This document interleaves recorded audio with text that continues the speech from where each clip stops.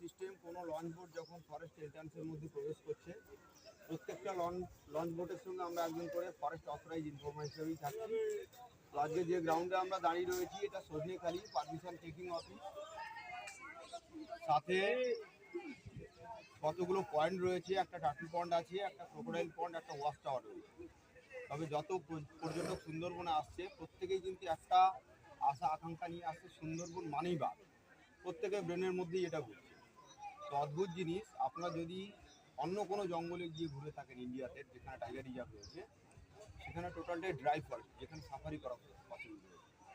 কিন্তু সুন্দরবন একটা exceptional area, wetland হওয়ার কারণে এখানে কোনো সাফারি করা যায় না। টোটালটাই আমরা বোট রাইড করবো, অর্থাৎ আপনাদের যে বিশ্বজয়ী লঞ্চ এসছে এই লঞ্চটা নিয়ে ফরেস্ট এন্ট্রান্সের মধ্যে প্রবেশ করব।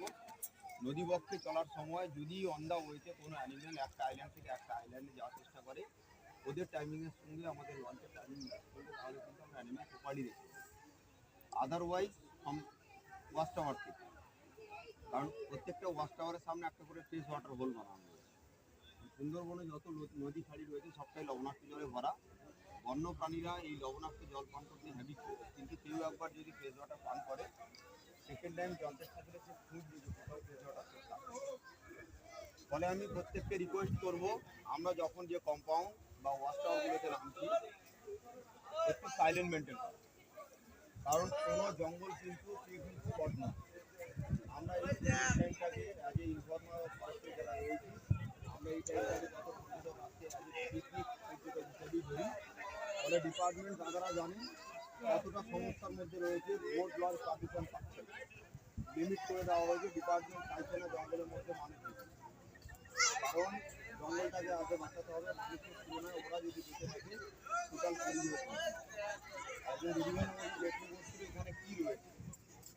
অ্যাকচুয়াল আপনাদের পেছনে এই সাইডটাতে যে পুলিশটা রয়েছে, কিছু ক্রিটিক্যাল এন্ডেঞ্জার কিছু কচ্ছপকে প্রিজার্ভ করা হয়েছে।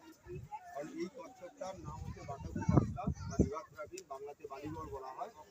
পৃথিবীতে একটা সময় ছিল মাত্র 25টা কচ্ছপ। টোটাল ওয়ার্ল্ডে রিসার্চিং গ্রাউন্ড হচ্ছে সজনেখালি। এখানে রিসার্চ করেই কচ্ছপের প্রজাতিকে বাড়ানোর চেষ্টা করা হচ্ছে। যখন বেড়ে যাবে এদেরকে ন্যাচারালি সার্ভাইভ করানোর জন্য চেষ্টা, কারণ এই নদীপক্ষে ছেড়ে গঙ্গা পাঠানো হবে।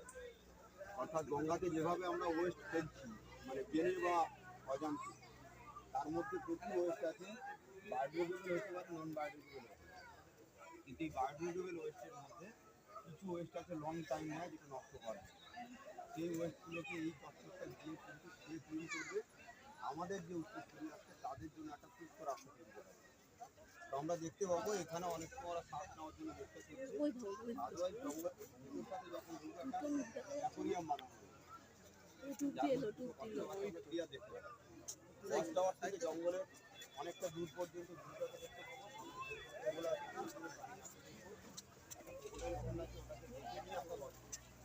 সবচেয়ে বেস্ট হবে যে টাইমটাতে আমরা জঙ্গলের মধ্যে ঘুরবো, অর্থাৎ থেকে 2.5 ঘন্টা। কোনো প্রাণী আমার অর্গানাইজার বা আমাদের কারোর হাতে কোনো প্রাণী বাঁধা নেই, তাকে ডাকলেই দেখা যায়। দুয়ের মধ্যে হলে একটা ফ্রিজের মধ্যে রাখা হয়, সেখানে গিয়ে আপনি দেখতে পারেন। তবে ঝড়খালিতে আপনাদের অর্গানাইজের একটা ব্যবস্থা রেখেছে, রেস্কিউ সেন্টার, দুটো বাঘ আছে ট্রিটমেন্টের জন্য রাখা আছে। আপনাদেরকে অন্তত হলেও সেটা দেখানোর চেষ্টা করবে। অনেক সময় দেখা গেছে রেস্কিউ সেন্টারে পর্যটক ঢুকেছে কিন্তু বাঘ দেখতে পায়, কারণ তারা যদি ঘরের মধ্যে বসে থাকে আমাদের কাজ করতে পারে। এবার ব্যাপার হচ্ছে ওদের টাইমিং সঙ্গে আমাদের টাইমিং ম্যাচ করা, আর আমাদের সকলের লাগ একসাথে করার। তো আবারও রিকোয়েস্ট করবো প্রত্যেকে একটু সাইলেন্ট মেনটেন করবো, আর কোনো ওয়েস্ট নদীতে ফেলবেন না। কোনো প্রাণী কোথাও দেখা হলে হইচই করে ডাকা।